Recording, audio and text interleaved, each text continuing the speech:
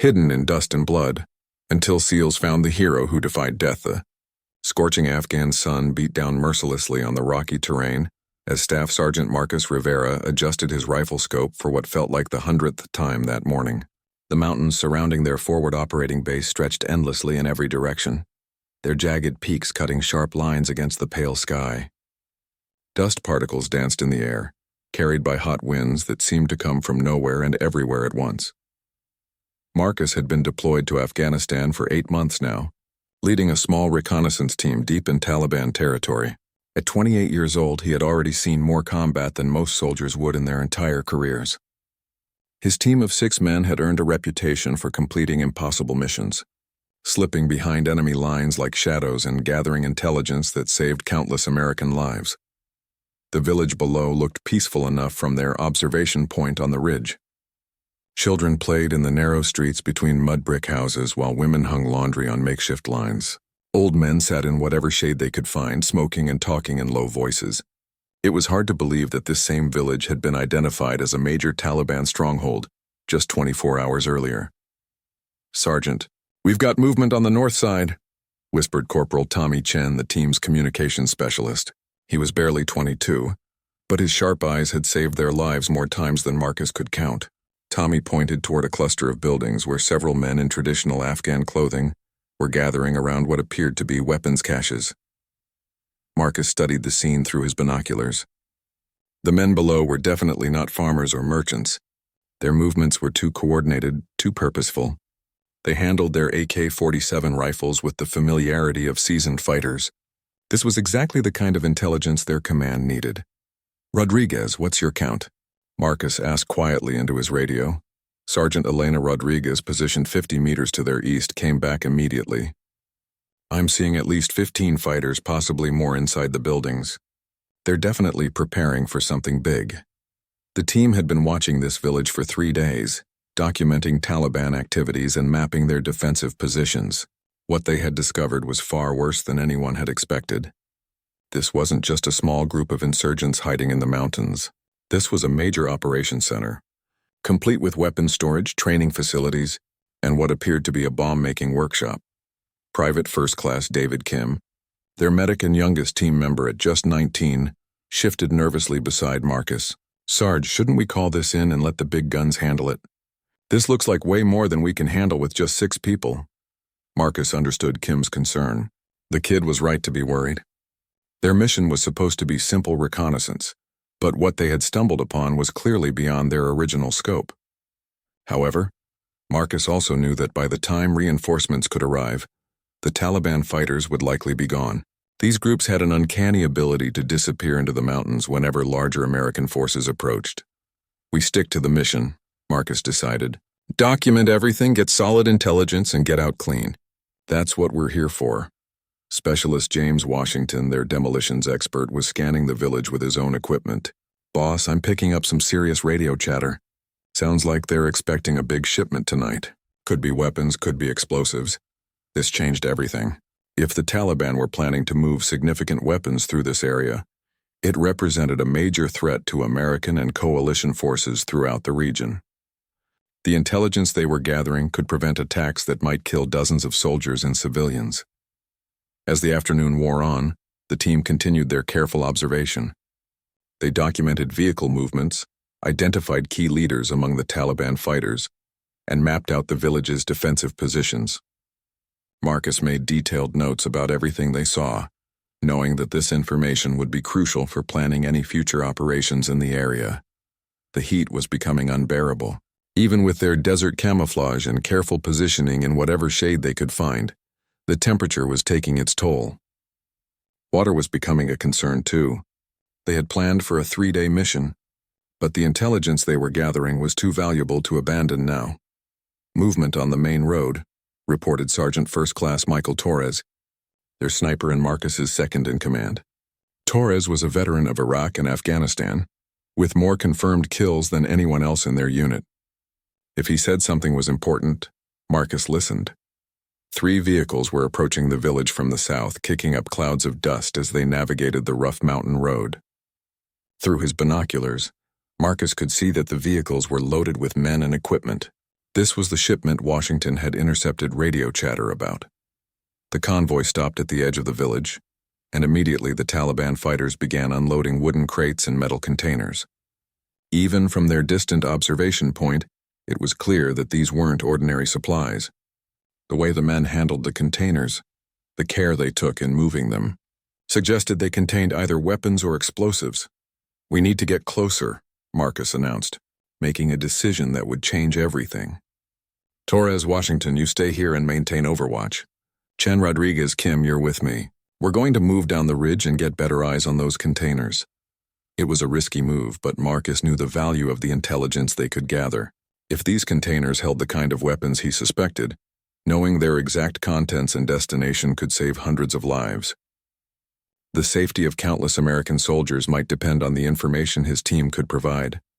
As the sun began to set behind the mountains, casting long shadows across the valley, Marcus led half his team down the rocky slope toward the village.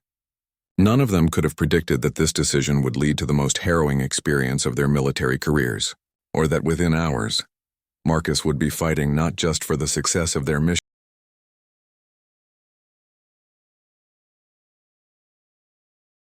Hidden in Dust and Blood. Story. Part 2. The descent down the rocky slope proved more treacherous than Marcus had anticipated. Loose stones shifted under their boots with every step, threatening to send cascades of debris tumbling toward the village below. Each footfall had to be carefully placed to avoid detection. The Taliban fighters were less than 400 meters away now, close enough that any significant noise could give away their position. Corporal Chen moved like a ghost beside Marcus, his communication equipment secured tightly to prevent any metallic sounds. Behind them, Rodriguez and Kim followed in perfect formation, their years of training evident in every calculated movement. The team had rehearsed situations like this countless times, but the reality of being so close to enemy fighters while completely outnumbered added a tension that no training exercise could replicate. As they reached a new observation point, roughly 200 meters from the village, Marcus could finally see the contents of the containers being unloaded from the convoy. His blood ran cold. These weren't just standard weapons or ammunition. The Taliban fighters were carefully removing what appeared to be sophisticated explosive devices, rocket-propelled grenades, and equipment he didn't immediately recognize but that looked far more advanced than anything they typically encountered in this region. "Jesus," whispered Rodriguez, who had crawled up beside him with her spotting scope. "Those are American weapons. How the hell did they get their hands on that kind of hardware?" She was right.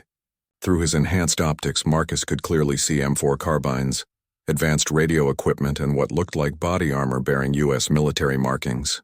This wasn't just a Taliban weapons cache. This was evidence of either a successful ambush against American forces or, worse, some kind of supply line compromise that was funneling military equipment directly to insurgent groups. Chen was frantically documenting everything with his camera equipment, taking photographs that would be crucial evidence when they returned to base. "Sergeant, this is huge. Command needs to see this immediately. We're looking at enough firepower to equip a small army." The Taliban fighters below seemed to be organizing the weapons by type and destination. Marcus watched as they separated the equipment into different groups, with some items being loaded onto donkeys and others being carried into various buildings throughout the village. They were clearly preparing to distribute these weapons to multiple locations, which would make recovery nearly impossible once the transfer was complete. Kim, monitoring their radio frequencies, suddenly grabbed Marcus's arm. "We've got a problem. Torres is reporting movement on the ridge behind us. Looks like we might have been spotted." Marcus felt his heart rate spike. Being caught in their current position would be catastrophic. They were too far from their original observation point to retreat quickly, and the terrain between their location and the village offered little cover if they needed to move fast. Worse yet, if Taliban reinforcements were moving to surround them, his team could find themselves trapped between two enemy forces. "Chen, get on the radio to base. Priority transmission. Tell them we need immediate extraction, and that we have critical intelligence on compromised American weapons." Marcus made the decision quickly, knowing that getting this information back to command was now more important than completing their original reconnaissance mission. But as Chen attempted to establish radio contact, his equipment produced only static. "I'm getting heavy interference, Sergeant." Someone's jamming our communications. The situation was deteriorating rapidly. Not only were they potentially surrounded, but they had lost their ability to call for help or relay the crucial intelligence they had gathered. Marcus realized they were facing a carefully planned trap. The Taliban hadn't just happened to schedule a weapons transfer during their observation mission. Somehow they had known American forces were in the area. "Pack it up. We're moving back to Torres and Washington," Marcus ordered. "Rodriguez, take point. Kim, watch our 6. Chen, keep trying to reach base, but do it while we move." As they began their careful retreat up the slope, the first gunshots echoed across the valley. But these weren't coming from the village below. The shots were coming from above, from the direction of their original observation point where Torres and Washington were positioned. "Contact! Contact!" Torres's voice crackled through their short-range radio. "We're taking heavy fire from multiple directions." They knew exactly where to find us. Marcus could see muzzle flashes in the growing darkness above them. His 2 teammates were pinned down and under attack from what sounded like a substantial force. The Taliban had somehow managed to locate their observation point and were now attempting to eliminate the entire team. "Move! Move! Move!" Marcus shouted, abandoning any attempt at stealth. Their only chance now was to reach Torres and Washington before they were overrun. The team raced up the rocky slope as bullets began impacting the ground around them. The Taliban fighters in the village had been alerted by the gunfire and were now sending their own forces to join the attack. Marcus could see armed men streaming out of buildings and beginning their own ascent up different parts of the ridge. Rodriguez stumbled as a bullet struck the rock inches from her head, sending sharp fragments flying. Kim immediately moved to help her, but she waved him off. "I'm good. Keep moving." The sound of automatic weapons fire was intensifying from above. Torres and Washington were clearly fighting for their lives, but they were vastly outnumbered. Through the chaos, Marcus could hear the distinctive sound of an American M240 machine gun, which meant his teammates were at least still alive and fighting back. As they climbed, Chen continued trying to establish communication with their base, but the jamming was too strong. They were completely cut off from any outside support. Whatever happened next, they would have to handle it on their own. 50 meters from their original position, Marcus could see the full scope of what they were facing. At least 20 Taliban fighters had surrounded Torres and Washington's position, using the rocky terrain for cover as they advanced from multiple directions.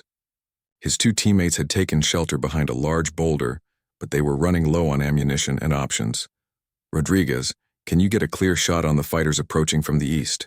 Marcus asked as they took cover behind their own rocky outcropping.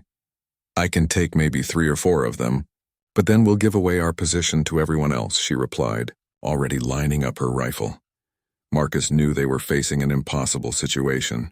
Even if they could break through to Torres and Washington, they would still be surrounded by superior numbers with no way to call for extraction. But leaving his teammates wasn't an option. These men had saved his life more times than he could count, and he would die before abandoning them.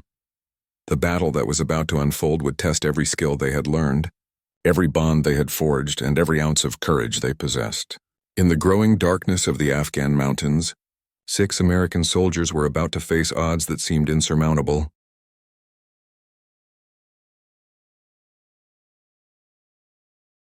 Hidden in Dust and Blood, Story Part 3. The first shots from Rodriguez's rifle cracked through the night air with deadly precision. 3 Taliban fighters dropped immediately. Their advance up the eastern slope cut short, but as Marcus had predicted, their position was now exposed. Return fire came from multiple directions, forcing the team to scramble for better cover among the jagged rocks. "Chen, we need those communications back online now," Marcus shouted over the sound of bullets ricocheting off stone. "Even if you can get through for 30 seconds, command needs to know our situation." Chen was working frantically with his equipment, trying different frequencies and boosting his signal strength. "The jamming is coming from multiple sources, Sergeant." "They've got this whole area locked down tight." From their higher position, Marcus could see that the Taliban attack was even more coordinated than he had initially realized. The fighters weren't just random insurgents who had stumbled upon their position. This was a well-planned military operation, complete with coordinated radio communications and what appeared to be night vision equipment. Someone had leaked their mission details, or the Taliban had developed intelligence capabilities far beyond what American forces had credited them with. "Kim, "How are we on medical supplies?" Marcus asked, knowing that casualties were inevitable in their current situation. "I've got enough for basic trauma care. But if someone takes a serious hit, we're going to need a real medical facility fast," Kim replied while checking his aid bag. A massive explosion suddenly lit up the night sky above them. Washington had detonated one of his explosive charges, temporarily scattering the Taliban fighters who had been closing in on his and Torres's position.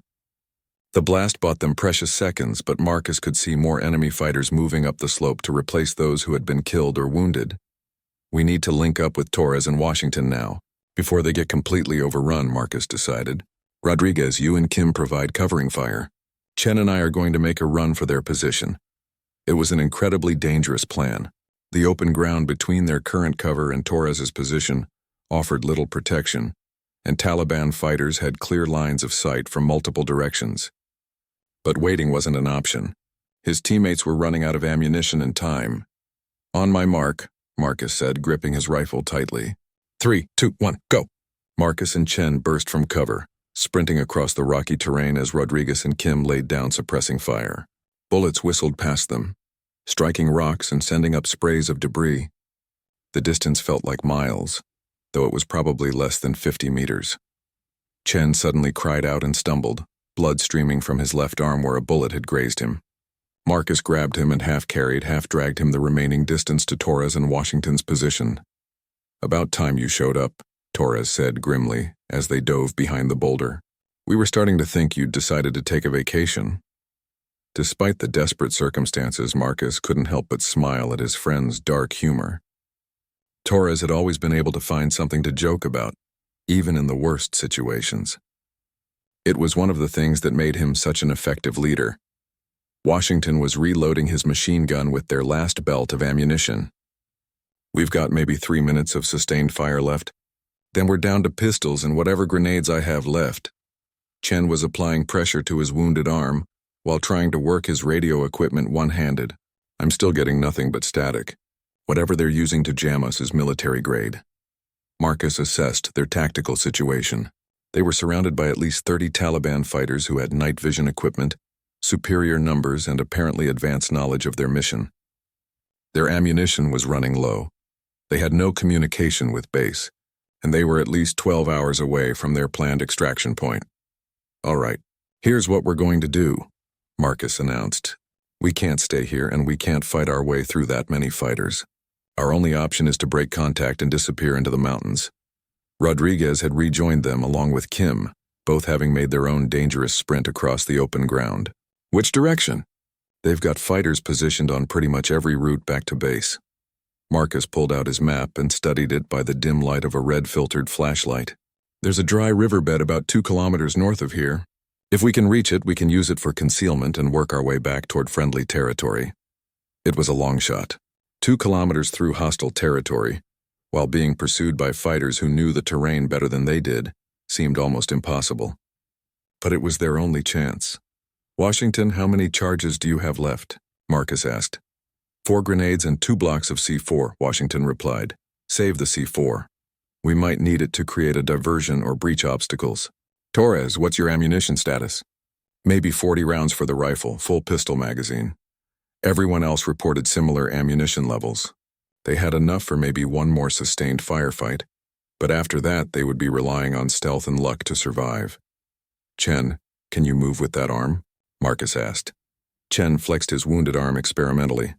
"It hurts like hell, but I can manage. The bullet just grazed me." As if sensing their plans, the Taliban fighters began intensifying their assault. Gunfire erupted from all directions, and Marcus could hear voices calling out in Pashto as the enemy forces coordinated their attack. They were running out of time. "We move in 60 seconds, Marcus announced. "Washington, you'll create a diversion with one of your grenades on the south side. When it goes off, we move north fast and quiet. Stay low, stay together, and if someone goes down, we carry them out." The 60 seconds felt like hours. Marcus could hear the Taliban fighters getting closer, their voices growing louder as they communicated their positions. Some of them were now close enough that he could hear their equipment rattling as they moved. "Ready?" Marcus whispered. Everyone nodded, checking their weapons one final time.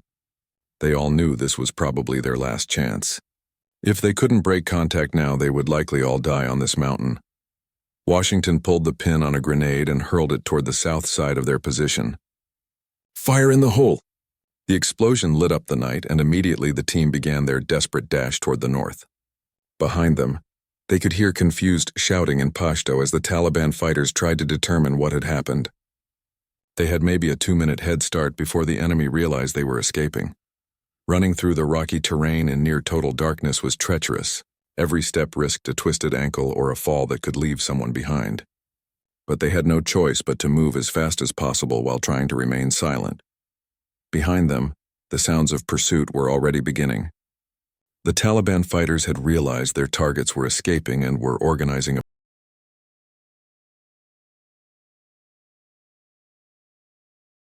Hidden in Dust and Blood. Story. Part 4. The rocky terrain seemed to fight against them with every step. Sharp stones rolled underfoot, threatening to send them tumbling down steep inclines, while thorny bushes caught at their equipment and clothing. Marcus led the team through what he hoped was the safest route toward the dry riverbed, but navigation in the darkness was proving nearly impossible. Behind them, the sounds of pursuit grew steadily closer.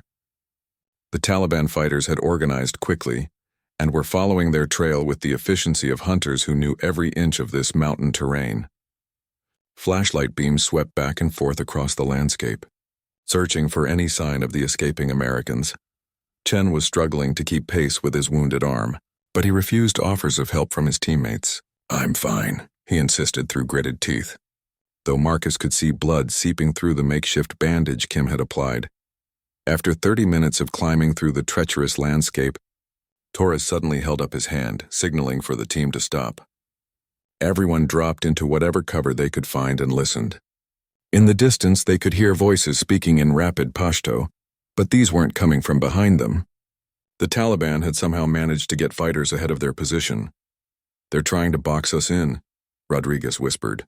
"We've got pursuit behind us and blocking forces ahead." Marcus studied their options on his map. They were trapped between two enemy forces in terrain that offered little concealment. The dry riverbed they had been heading for was still over a kilometer away, and reaching it now seemed impossible. "We need to find somewhere to lay low until daylight," Marcus decided. "Maybe we can spot a gap in their coverage when we can see better." Washington pointed to a cluster of large boulders about 50 meters to their east. "That might give us some protection and concealment, at least until we can figure out our next move." Moving to the boulder field required crossing an open area that would leave them exposed for several dangerous minutes, but staying in their current position meant certain capture once the Taliban fighters closed the distance between them. "Same drill as before," Marcus instructed. "Rodriguez and Torres provide covering fire while the rest of us move. Then you two follow." The sprint to the boulders felt like the longest 50 meters of Marcus's life. Every shadow could hide an enemy fighter. Every sound could be the precursor to gunfire that would end their escape attempt. But somehow they all made it to the relative safety of the rock formation without being spotted. The boulders created a natural fortress of sorts, with gaps between the stones that allowed them to observe the surrounding area while remaining hidden. More importantly, the rocks would provide some protection if they were discovered and had to fight. Kim immediately began working on Chen's wound properly, using his medical supplies to clean and bandage the injury by the dim light of a red-filtered flashlight. "You're lucky," he told Chen. "Few more inches to the right and this would have hit an artery." Chen winced as Kim tightened the bandage. "Still feels like I got hit by a sledgehammer." While Kim worked on Chen's wound, Marcus and the others established a defensive perimeter and tried to assess their situation. Through gaps in the rocks, they could see Taliban fighters moving across the landscape with flashlights and what appeared to be thermal imaging equipment. The enemy forces were clearly well-equipped and well-trained. "They're not just random insurgents," Torres observed. "Look at how they're moving, how organized they are. This is professional military tactics." Marcus had reached the same conclusion. The fighters pursuing them displayed a level of coordination and equipment that suggested either foreign military advisors or elite Taliban units that had received advanced training. This wasn't the kind of opposition his team had been briefed to expect. "Washington, if we had to fight our way out of here, what are our chances?" Marcus asked. Washington studied the enemy positions visible through the rocks. Against this many fighters with night vision and thermal imaging? Maybe 20% if we're lucky and they make some serious mistakes. Those weren't odds that offered much hope. But Marcus had been in worse situations during his military career. The key was finding the right opportunity and having the courage to take it when it presented itself. Chen had managed to get his radio working on a different frequency, though the jamming was still causing significant interference. "I'm picking up some radio chatter," he reported. "Sounds like they've got at least 40 fighters spread across this area, and they're calling in more reinforcements." The situation was getting worse by the hour. Not only were they outnumbered and surrounded, but the enemy forces were growing stronger while their own ammunition and supplies dwindled. "We need to try a different approach," Marcus announced after considering their options. "Fighting our way out isn't going to work, and waiting here just gives them time to bring in more people. We need to make them think we went in a different direction." Rodriguez understood immediately. "A diversion. Make them chase shadows while we slip away." "Exactly. Washington, can you rig one of your charges with a timer? Something that will go off in about 30 minutes and make them think we're somewhere we're not?" Washington nodded. "I can set up one of the C4 blocks to detonate on the south side of this area. When it goes off, it should draw most of their forces in that direction." It was a risky plan that depended on perfect timing and a bit of luck, but it was better than their current situation. While Washington prepared his explosive device, the rest of the team got ready for another dangerous movement through enemy territory. "Once that charge goes off, we'll have maybe 10 minutes before they realize it was a diversion," Marcus explained. "We use that time to move north toward the riverbed as fast as possible." Kim finished treating Chen's wound and repacked his medical supplies. "How far to the riverbed from here?" "About 800 meters, Marcus replied, checking his map one more time. "If we can reach it, we can use it for concealment and hopefully work our way back toward friendly territory." Washington finished setting up his explosive device and rejoined the group. "Timer's set for 30 minutes. When that thing goes off, it's going to make enough noise to wake up half the valley."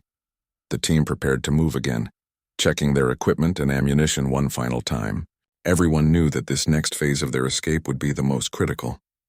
If they could successfully use Washington's diversion to break contact with their pursuers, they might actually have a chance of making it home alive. 25 minutes later, Washington's explosive device detonated with a thunderous roar that echoed across the entire valley. Immediately they could see flashlights and hear voices as Taliban fighters rushed toward the source of the explosion. "Now," Marcus whispered urgently. The team emerged from their hiding place among the boulders and began their desperate race toward the distant riverbed.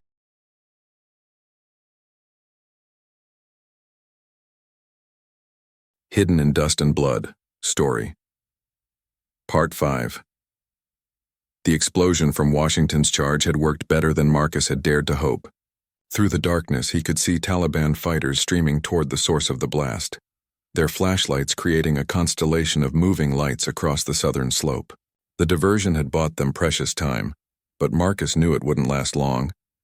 The team moved through the rocky terrain with desperate urgency, abandoning stealth for speed. Every minute counted now. Chen kept pace despite his wounded arm, though Marcus could see him grimacing with each jarring step. The riverbed was still several hundred meters away, and the rocky ground seemed determined to slow their progress. Rodriguez suddenly grabbed Marcus's arm and pointed toward the east. "Movement. About 200 meters out." Marcus squinted into the darkness and saw what she had spotted. A small group of Taliban fighters had apparently been left as a blocking force and hadn't been drawn away by the explosion. They were positioned directly between the team and their intended route to the riverbed. "How many?" Marcus whispered. "I count 4, maybe 5, Rodriguez replied, studying the enemy positions through her scope. Torres moved up beside them. "We can take them. 5 against 6, better odds than we've had all night." But Marcus hesitated. An engagement here would mean gunfire, which would immediately alert every Taliban fighter in the area to their actual position. The diversion would be wasted, and they would find themselves surrounded again within minutes. "There has to be another way," Marcus said, studying the terrain. "Washington, what's the ground like between us and those fighters?" Washington had pulled out his own binoculars and was examining the area. "Mostly open ground with some scattered rocks for cover. If we engage them, it's going to be loud and messy." Kim was monitoring Chen's condition while keeping watch on their back trail. Whatever we decide, we need to decide fast. I can see lights moving back toward our direction. They're starting to figure out the diversion. Marcus made a quick decision. We go around. Rodriguez, can you plot us a route that avoids those fighters and still gets us to the riverbed? Rodriguez studied the landscape carefully. There's a ravine about 100 meters to the west. If we can reach it, we can use it for concealment and approach the riverbed from a different angle. But it's going to add at least 20 minutes to our travel time. 20 minutes they might not have. But it was better than walking into a firefight that would bring every enemy fighter in the area down on their heads. We take the ravine, Marcus decided. Move quiet and fast. The detour through the ravine proved more challenging than Rodriguez had anticipated. The bottom was filled with loose rocks and debris that made silent movement nearly impossible. Every step seemed to send small stones cascading down the sides, creating noise that Marcus was certain would give away their position. Halfway through the ravine, Chen stumbled and fell heavily against the rocky wall. The impact reopened his wound and fresh blood began seeping through his bandage. Kim immediately moved to help him, but Chen waved him away. I'm fine, Chen insisted, though his face was pale and he was clearly in considerable pain. Like hell you are, Kim replied, checking the wound. You're losing blood faster than I thought. We need to get you to a proper medical facility soon. Marcus knew Kim was right, but proper medical facilities were probably days away, assuming they could even escape their current situation. For now, they had to focus on reaching the riverbed and finding some way to contact friendly forces. The sounds of pursuit were growing closer again. The Taliban fighters had apparently realized that the explosion had been a diversion and were now spreading out to search the entire area. Flashlight beams swept back and forth across the landscape, and Marcus could hear voices calling out instructions in Pashto. They're getting organized again, Torres observed. Sounds like they're setting up a systematic search pattern. Finally, after what felt like hours but was probably only 30 minutes, the team emerged from the ravine and could see the dry riverbed ahead of them. It was a deep channel carved into the landscape by centuries of seasonal flooding, with steep banks that would provide excellent concealment from anyone searching above. That's our ticket home, Marcus said with relief. But as they approached the riverbed, Rodriguez held up her hand in warning. Wait, something's not right. She was studying the area through her scope, and Marcus could see tension in her posture. What is it? The riverbed. There are fighting positions dug into the banks. Fresh ones. Someone's been expecting us to come this way. Marcus felt his heart sink. The Taliban hadn't just stumbled upon their mission by accident. They had been planning for this operation, possibly for days or weeks. Every escape route his team might choose had apparently been anticipated and prepared for. It's a trap, Washington said grimly. They've been herding us toward this location the whole time. Torres was studying the riverbed through his own optics. I count at least 8 fighting positions, probably more that we can't see from this angle. If we go down there, we're walking into a kill zone. The realization hit Marcus like a physical blow. His team had been outmaneuvered from the very beginning. The Taliban hadn't just detected their observation mission. They had used it as an opportunity to eliminate an entire American reconnaissance team. The weapons transfer they had observed might have been real, but it had also served as bait to draw them into a carefully prepared ambush. Chen, any luck with the radio? Marcus asked, though he already knew the answer. Chen shook his head. Still nothing but static. The jamming is stronger here than anywhere else we've been. I think they've got the equipment positioned specifically to cover this area. Kim was checking his watch. It's been 4 hours since we were supposed to check in with base. Even if our communications were working, they're probably already planning a search and rescue operation. That gave Marcus an idea. How long before they would actually launch a rescue mission? Standard procedure is to wait 8 hours for a missed check-in, then begin search operations, Torres replied. But that assumes they know where to look for us. Marcus studied their situation one more time. They were trapped between pursuing Taliban fighters and a prepared ambush in the riverbed. Their ammunition was running low, they had a wounded team member, and their communications were jammed. But American forces would be looking for them, and Marcus had faith in his country's military capabilities. We need to find a defensive position and hold out until rescue arrives, Marcus announced. Somewhere we can see in all directions and make our ammunition count. Washington pointed to a rocky hill about 200 meters to their north. That high ground might work. Good fields of fire in all directions, and if we can reach the top, it would be hard for them to approach without being seen. It wasn't much of a plan, but it was better than walking into the prepared ambush in the riverbed or trying to outrun pursuit across open terrain. Marcus looked at his team one final time, seeing determination in their faces despite the desperate circumstances. All right, people, we make our stand on that hill. Whatever happens, we don't leave anyone behind. We've come this far together, and that's how we're going home. The climb to the hilltop was the most exposed they had been all night. The slope offered little cover, and Marcus knew that if the Taliban spotted them during the ascent, they would be sitting ducks. But luck seemed to favor them for once. The pursuing fighters were still searching the ravine system, apparently convinced that the Americans were hiding somewhere in that maze of rocks and debris. The hilltop proved to be an excellent defensive position. Large boulders provided natural cover, while the elevation gave them clear sight lines in every direction. More importantly, it would force any attacking force to climb uphill under fire, giving the Americans a significant tactical advantage despite being outnumbered. Washington immediately began placing his remaining explosives at strategic points around their perimeter. I can rig these as proximity charges, he explained. Anyone trying to sneak up on us is going to get a nasty surprise. Torres and Rodriguez established overlapping fields of fire that would allow them to cover all the likely approach routes. Their sniper rifles would be most effective at the longer ranges this position offered. Kim set up a small aid station behind the largest boulder and checked Chen's wound again. The bleeding had slowed, but Chen was clearly weakening from blood loss and exhaustion. How long can you keep fighting? Marcus asked Chen privately.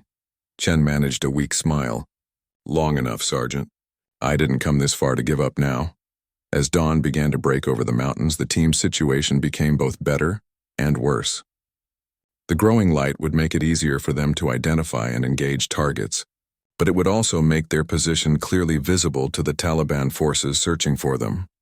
Contact, Rodriguez announced quietly. Multiple fighters moving up the southern approach. Range 800 meters. Marcus studied the approaching Taliban force through his binoculars. At least 20 fighters were advancing up the slope in a disciplined formation that suggested professional military training. These weren't the local insurgents.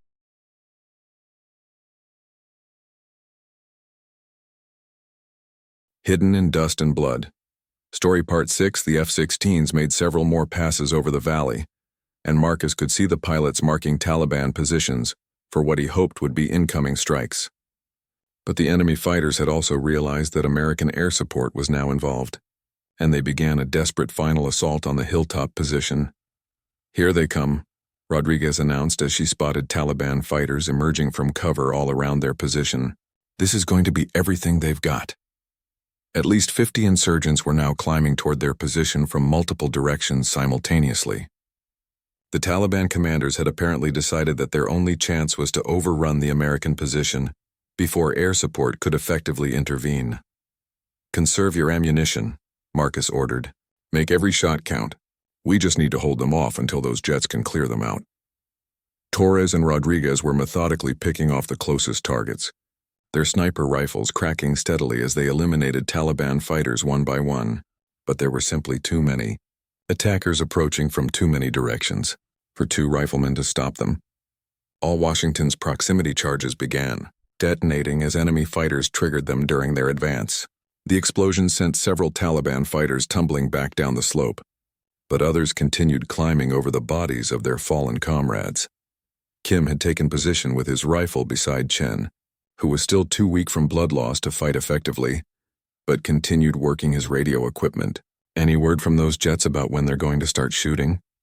Kim asked. Chen shook his head. I can hear them talking to each other, but I still can't establish two-way communication. They're on their own up there. The closest Taliban fighters were now less than 100 meters from the summit. Marcus could see their faces clearly as they climbed, and he was struck by their determination and courage. These men knew they were probably going to die in this assault, but they continued advancing anyway. 60 meters, Torres called out, continuing his methodical shooting. I'm down to my last magazine. Everyone was running critically low on ammunition. Marcus did a quick mental calculation and realized they had maybe 5 minutes of sustained fire left before they would be down to pistols and grenades. After that, it would come down to hand-to-hand combat against overwhelming odds. The first Taliban fighter reached the boulder field surrounding their position, and Washington engaged him with his pistol at close range. The sound of the gunfight was now constant, with muzzle flashes visible from all around their defensive perimeter. Rodriguez took a bullet in the shoulder but continued firing, blood streaming down her arm as she worked her rifle bolt. "I'm hit, but I can still shoot," she announced grimly. Marcus was down to his last magazine when he heard the most beautiful sound of his military career, the whistle of incoming ordnance from the F-16s overhead. The first bombs impacted the southern slope with tremendous force, sending shockwaves across the entire mountainside. The effect on the Taliban assault was immediate and devastating.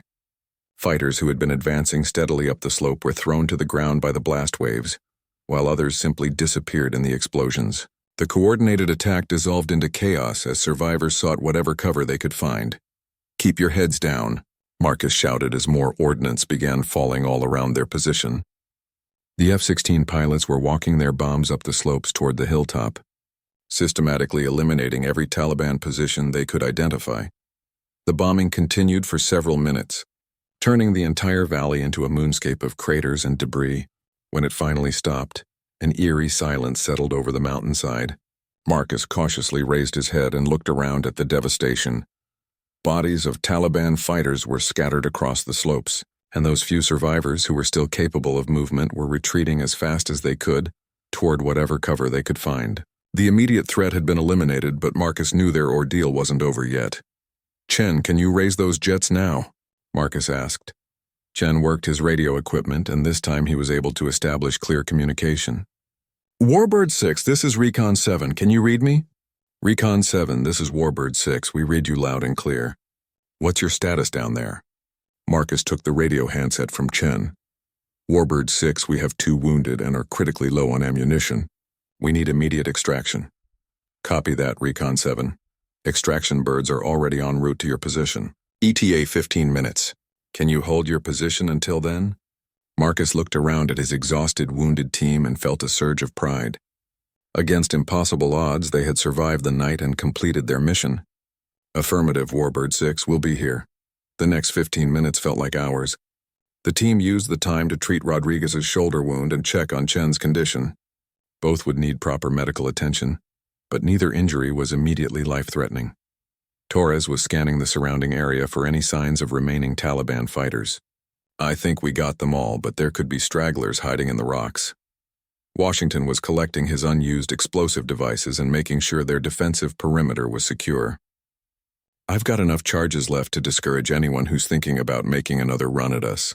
The sound of approaching helicopters was the sweetest music Marcus had ever heard. 2 Black Hawk helicopters appeared over the ridgeline, escorted by a pair of Apache gunships that immediately began flying protective circles around the landing zone. "Recon 7, this is Dustoff 2-1. We have you in sight. Pop smoke to mark your position." Marcus deployed a smoke grenade, and purple smoke began billowing from their hilltop position. The lead Black Hawk settled onto the rocky summit with practiced precision, its rotors creating a storm of dust and debris. Navy SEALs in full combat gear poured out of the helicopter before it had completely touched down. Their team leader, a senior chief petty officer, ran directly to Marcus. "Staff Sergeant Rivera, I'm Senior Chief Johnson. We're here to get you out." Marcus had never been happier to see anyone in his entire life. "Senior Chief, we have critical intelligence about compromised American weapons and Taliban operations. We need to get this information to command immediately." "Roger that, Sergeant. Let's get your people loaded up and we'll debrief once we're back at base." The SEALs quickly helped the wounded Rodriguez and Chen aboard the helicopter, while the rest of the team gathered their equipment. Marcus took one last look around the hilltop that had been their fortress for the past several hours. The rocky ground was scorched by explosions and littered with spent ammunition casings. But it had been their salvation. As the Black Hawk lifted off from the mountain, Marcus could see the full scope of the devastation below. The F-16 strikes had eliminated not just the Taliban fighters who had been attacking them, but also the weapons cache in the village, and most of the infrastructure the insurgents had been using as a base of operations. Senior Chief Johnson handed Marcus a headset so they could communicate over the helicopter's noise. "You and your team did outstanding work out there, Sergeant. The intelligence you gathered is going to save a lot of American lives. Marcus looked at his exhausted teammates and felt an overwhelming sense of gratitude. Torres was already asleep, finally able to rest after the longest night of his life. Rodriguez was getting medical attention for her shoulder wound but was conscious and alert. Chen was weak from blood loss but stable. Washington and Kim were comparing notes about the night's events, already beginning the process of documenting everything they had experienced. 3 hours later, Marcus was sitting in a debrief room at Bagram Air Base, providing detailed information about the Taliban weapons cache and the sophisticated enemy tactics they had encountered. Intelligence officers took careful notes as he described the advanced equipment and professional military coordination displayed by their attackers. This suggests a significant escalation in Taliban capabilities, the intelligence officer concluded. The weapons you documented, combined with the tactical sophistication of the forces that attacked you, indicates either foreign military advisors or access to advanced training programs. Marcus nodded. They knew exactly where we were and what we were doing. Someone had detailed information about our mission. The intelligence officer made additional notes. We'll investigate possible security breaches and review all personnel who had access to your mission details. Later that evening, Marcus visited Rodriguez and Chen in the base medical facility. Both were recovering well and would be returned to full duty within a few weeks. The entire team had been recommended for commendations for their actions during the mission. Any word on when we get to go home? Chen asked from his hospital bed. Marcus smiled. Transport leaves for Germany tomorrow, then on to the States. We've earned some leave time. As Marcus walked back to his quarters, he reflected on the events of the past 24 hours. His team had faced impossible odds and survived through skill, courage, and an unbreakable commitment to each other. They had completed their mission.